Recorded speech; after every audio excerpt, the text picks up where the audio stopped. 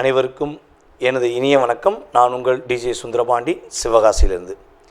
நேர்களே, தற்போது நம்ம பார்க்க போகிற விஷயம் என்ன அப்படிங்கும்போது 2025ஆம் ஆண்டு ஜூலை மாத பலன்களை பற்றி பார்க்க போகிறோம். இந்த மாத பலன்கள் என்றாலே கோச்சார கிரகங்கள் எந்தெந்த ராசியில் அமர்ந்திருக்கிறார்களோ அந்த ராசியின் அடிப்படையில் உங்களுடைய ராசிக்கான பொது பலன் தான் இப்போ பார்க்க போகிற இந்த மாத பலன். அதாவது மாதம் அப்படின்னாலே இந்த மாதக்கோள்களாக கருதப்படுகின்ற சூரிய பகவானை தான் ஃபஸ்ட்டு எடுத்துக்கிறோம்.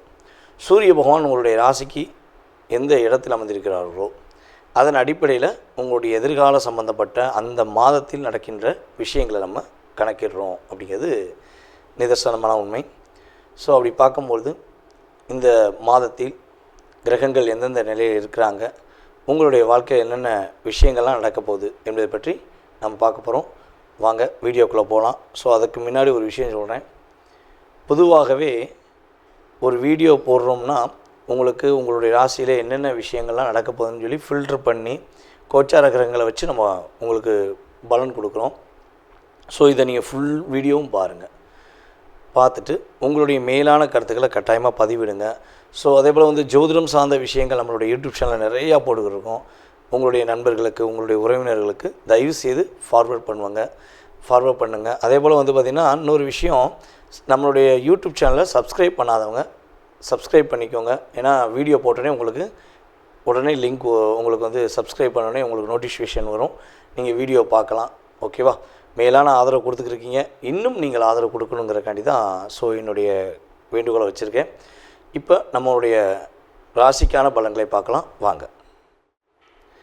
தனுசு ராசி அன்பர்களுக்கு 2025ஆம் ஆண்டு ஜூலை மாதத்தில் கோச்சார கிரகங்கள் கொடுக்கின்ற மாற்றங்கள் என்ன? தனுசு ராசி பல நபர்களுக்கு பாடத்தை சொல்லிக் கொடுக்கக்கூடிய ஒரு ஆசிரியராக செயல்படக்கூடிய ராசி தான் நீங்கள்.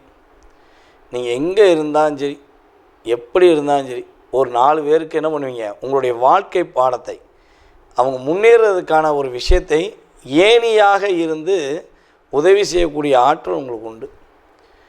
இப்போ நம்ம ஒரே ஒரு விஷயத்தை நல்லா பார்த்தோம்னா தெரியும், நம்மளுடைய ஆசிரியர் பெருமக்கள் இருக்காங்க பார்த்திங்களா, நம்ம அடிப்படை கல்வியிலேருந்து நம்ம ஆனா அப்படின்னு போட சொல்லி கொடுத்த ஆசிரியர் பெருமக்கள் இருக்காங்க பார்த்திங்களா. அதே போல் இப்போ நம்ம நீங்கள் டிகிரியோ இல்லை ஏதோ ஒரு படிச்சிருக்கலாம். அந்த படிப்பு சொல்லி கொடுக்க வச்ச அத்தனை ஆசிரியர் பெருமக்களையும் பாருங்களேன், தன்னுடைய மாணவ செல்வங்கள் எப்படியாச்சும் நல்ல மதிப்பெண் பெறணும், ஒரு உயர்ந்த நிலைக்கு வந்துடணுங்கிற எண்ணத்தில் தான் கடுமையாக நடந்திருப்பாங்க. எங்களுக்கெலாம் அப்படி தான் கடுமையாக நடந்து சொல்லி கொடுத்தாங்க. ஸோ அப்படி படிக்கும்போது இந்த மாணவர்களுடைய ஒழுக்கம் நல்லாயிருக்கும், மாணவர்களுடைய செயல்பாடு நல்லாயிருக்கும். அப்படியே பர்ஃபெக்டாக மாணவ செல்வங்கள் அற்புதமாக படிப்பாங்க. அப்போ அந்த படித்து நமக்கு ஆனா போட சொல்லி கொடுத்த ஆசிரியரை போய் நம்ம என்னைக்காவது போய் பார்த்து ரொம்ப நன்றின்னு சொல்லியிருப்போமா? அதில் 100க்கு 98% சொல்லியிருக்க மாட்டோம். பலபடியும் போய் சொல்லியிருக்க மாட்டோம். நான் நல்ல நிலைக்கு வந்துட்டேன், நீங்கள் தான் எனக்கு ஆனா போட சொல்லி கொடுத்தீங்கன்னு சொல்லியிருப்போமா? சொல்கிறது கிடையாது. ஆனால் அந்த நபர்களுடைய முயற்சி, அவங்க சொல்லி கொடுத்த பயிற்சி தான் நம்ம இந்த நிலைக்கு வந்திருக்கோங்கிறத நம்ம உணர்வுபூர்வமாக புரிஞ்சுக்கணுங்கிறது என்னுடைய கருத்து. ஸோ அதே போல் தான் தனுசு ராசிக்காரங்களும் இந்த இயல்பாகவே மற்றவங்களுக்கு பாடம் சொல்லி கொடுத்துருப்பீங்க. பல நபர்களை வாழ்க்கையில் வெற்றி பெறுவதற்கு உதவி செய்வீங்க. ஆனால் உங்களை யாருமே என்னென்னா ஒரு மதிப்பாக கூட, ஒரு மரியாதை கூட ஒரு ரெஸ்பான்ஸ் பண்ண மாட்டாங்க. உங்களை பயன்படுத்திட்டு சும்மா ஒரு சாதாரணமாக கடந்து போகும்போது உங்களுக்கு ஏற்படுற வலியும் வேதனையும் அந்தளவுக்கு அதிகமாக இருக்கும். ஸோ அப்படி கஷ்டத்தையும் கவலைகளையும் கிட்டத்தட்ட வேலை சம்பந்தப்பட்ட விஷயங்களில் கடந்த 1 வருட காலமாக நிறைய விதமான மன அழுத்தங்களையும், தன்னுடைய திறமையை விட குறைவான நபர்களுக்கு அதிக மதிப்பு கிடைக்குதுங்கிற ஏக்கத்திலும் வாழ்ந்து வந்த தனுசு ராசி அன்பர்களுக்கு இந்த ஜூலை மாதத்தில் கோச்சார கிரகங்கள் கொடுக்கின்ற நன்மைகள் என்ன? அதற்கு முன்னாடி கோச்சார கிரகங்கள் எந்தெந்த ராசியில் அமர்ந்திருக்காங்க அப்படிங்கிறத பார்த்துக்குவோம். உங்களுடைய ராசிக்கு 3ஆம் இடத்துல ராகு, 4ஆம் இடத்துல சனி பகவான், உங்களுடைய ராசிக்கு 6ஆம் இடத்துல சுக்கிர பகவான், உங்களுடைய ராசிக்கு 7ஆம் இடத்துல ராசியின் அதிபதியான குரு பகவான் மற்றும் சூரிய பகவான். இந்த மாதம் துவக்கத்தில் பார்த்திங்கன்னா சூரியனும் குருவும் இணைந்து அமர்ந்திருக்கிறாங்க. சூரிய பகவான் வந்து பார்த்திங்கன்னா உங்களுடைய ராசிக்கு 17ஆம் தேதிக்கு மேலே என்ன பண்ணுறாருன்னா 8ஆம் இடத்துக்கு போயிறார், கடக ராசிக்குள்ளே போயிறார். 8ஆம் இடத்துல ஏற்கனவே புதன் பகவான் அமர்ந்திருக்கிறார். 9ஆம் இடத்துல செவ்வாய் கேது சேர்க்க. அப்போ இந்த மாதம் எப்படி இருக்க போகுதுன்னா 17ஆம் தேதி வரையும் ஒரு லைஃப்பில் ஒரு மாற்றமும் 17ஆம் தேதிக்கு அப்புறம் சில விஷயங்களில் கவனம் அப்படிங்கிறதையும் காட்டப்போகுது. அப்போ மாற்றம் என்னென்ன கிடைக்க போகுதுன்னா தனுசு ராசி என்பவர்களுக்கு எடுத்த விஷயங்கள் எல்லாமே வெற்றி கிடைப்பதற்கான வாய்ப்பு உண்டு. ஏமாற்றம் இல்லாத வெற்றி அப்படிங்கக்கூடிய அளவுக்கு மதிப்பும் மரியாதையும் கிடைக்க போகுது. உங்களை மதிக்காத, உங்களை ஏற்றுக்கொள்ளாத எந்த நபராக இருந்தாலும் அவர்களுடைய செயல்பாடுக்கு ஏற்ற தன்மையில் ஒரு பிரச்சனையை சந்தித்து உங்கள்கிட்ட மன்னிப்பு கேட்டு உங்கள்கிட்ட இணைந்து இணக்கமாக செயல்படக்கூடிய ஆற்றல் உண்டு.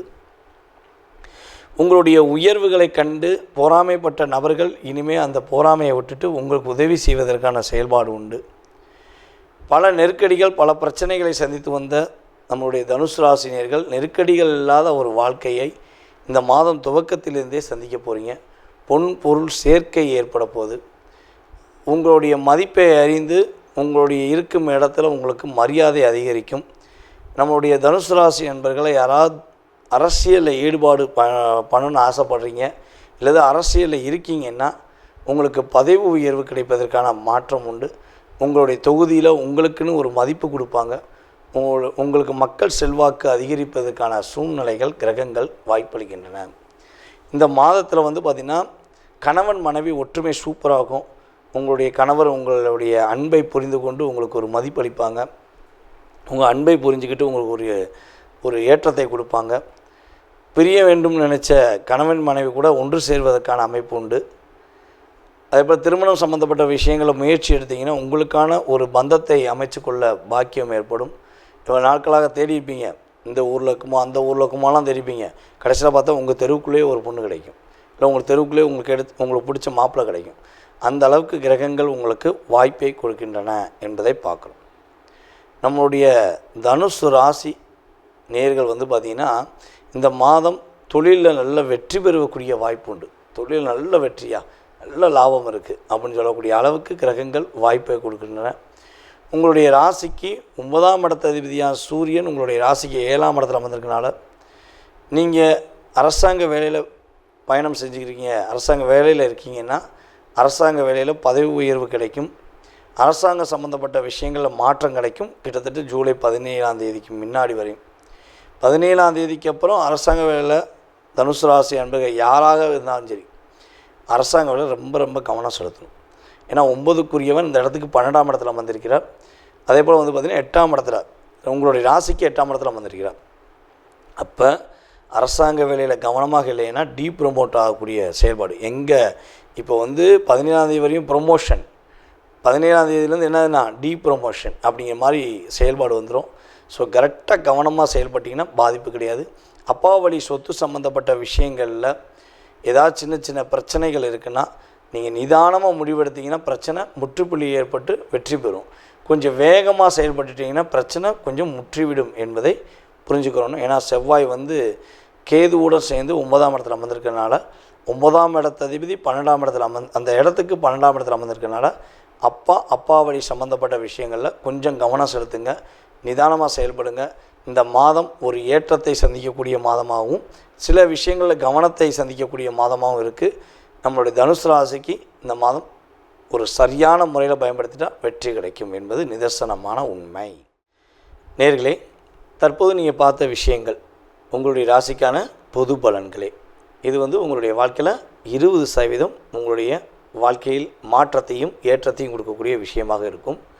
ஸோ இதை தாண்டி உங்களுடைய மனசில் நிறைய கேள்விகள் இருக்கலாம். வீடு கட்டுறதுலேருந்து, கல்யாணம் முடிக்கிறதுலேருந்து, கடன் பிரச்சனையிலேருந்து, உடல் ஆரோக்கியத்திலேருந்து, ஸோ எக்ஸட்ரா இந்த மனிதனுடைய கேள்விகளுக்கு அளவே கிடையாது. அப்படிங்கிற மாதிரி உங்களுடைய மனசில் நிறைய கேள்விகள் இருக்கலாம். ஸோ இந்த கேள்விக்கான பதிலை இந்த வீடியோவில் நம்ம முழுமையாக பார்க்க முடியுமானா 100% கிடையாது. ஏன்னா இது பொது பலன். இப்போ ஒரு ராசி எடுத்துக்கிட்டோம்னா அந்த ராசியில் 1 கோடி பேர் இருக்காங்கன்னா 1 கோடி பேருக்குமே இது பெரிய விஷயமாகுமானா கிடையாது. ஓகேவா?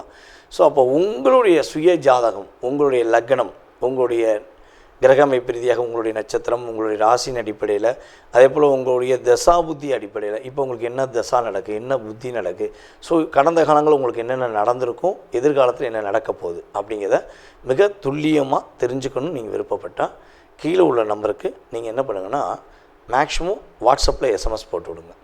அதில் எஸ்எம்எஸ் போடும்போது தாங்கள் எந்த ஊர்லேருந்து பேசுகிறீங்க, அதேபோல் எந்த நாட்டிலேருந்து ஜாதகம் பார்க்கணுன்னு விருப்பப்படுறீங்க அப்படிங்கிறத தயவுசெய்து இன்ஃபார்ம் பண்ணுங்கள். ஏன்னா நமக்கு வெளிநாட்டிலலாம் நிறைய கால்ஸ் வருது, எல்லா ஊர்லேருந்துமே, எல்லா கண்ட்ரிலேருந்தும் வருது, கனடாலேருந்து, சிங்கப்பூர்லேருந்து, மலேசியாவிலேருந்து, ஸோ ஆஸ்திரேலியாவில் கூட நமக்கு நிறைய பேர் நம்மகிட்ட ஜாதகம் பார்த்துக்கிட்டு இருக்காங்க.